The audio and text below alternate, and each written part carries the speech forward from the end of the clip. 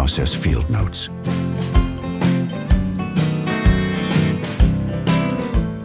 So he's almost at eye level now.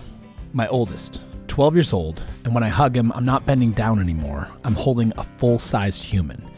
His shoulders are wider than I expect every single time. His voice cracks and settles and cracks again. He smells like outside and deodorant he put on wrong.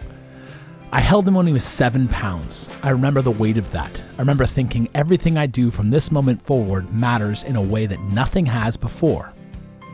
This is about the weight. Not his, but mine.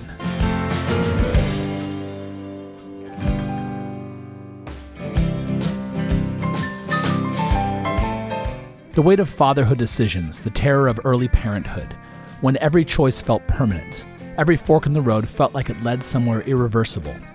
And what happens to that weight over time, where it goes, what replaces it?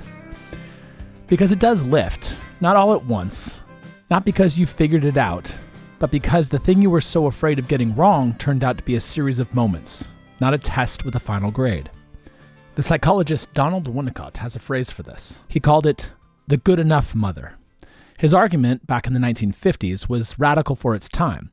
The child doesn't need perfect parenting. A child needs a parent who shows up, makes mistakes, and adapts. The imperfection is the point. It's how a kid learns that the world is survivable. He was talking about mothers because that was 1953, but the idea holds anywhere. The good enough father, the good enough decision, the choice you made at 2 a.m. with no sleep and no manual that turned out to be just fine.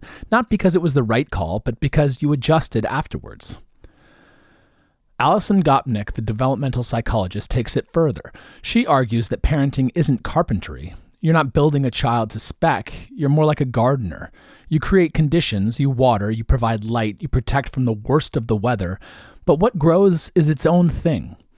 You don't get to decide the shape. That would have terrified me 10 years ago. Now it's the most comforting thing I've heard.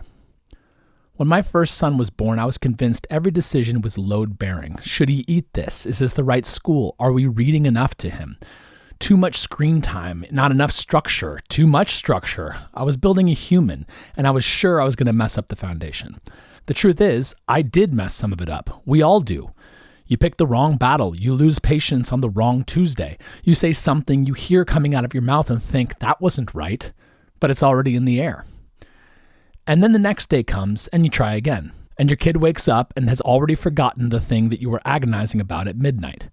Because kids don't need you to be right. They need you to be there, to come back, to keep showing up for them even when you got it wrong yesterday. 12 years in, here's what I know.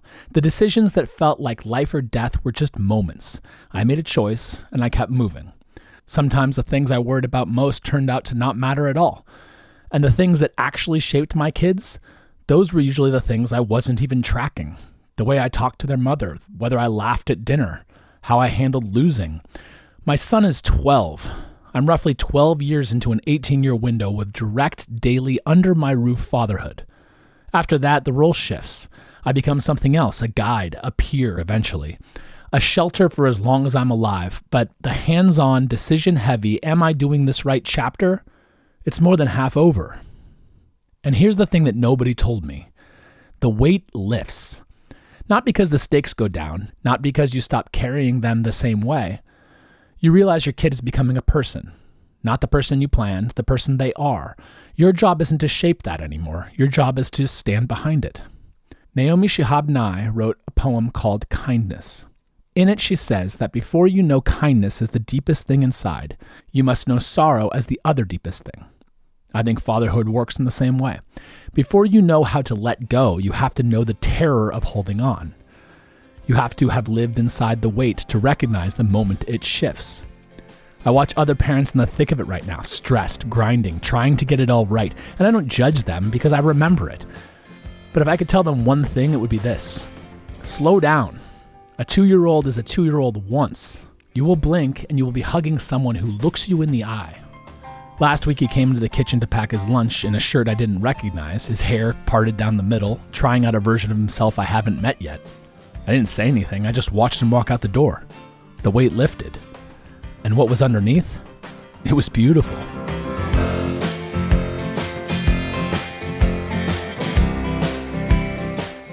These are process field notes,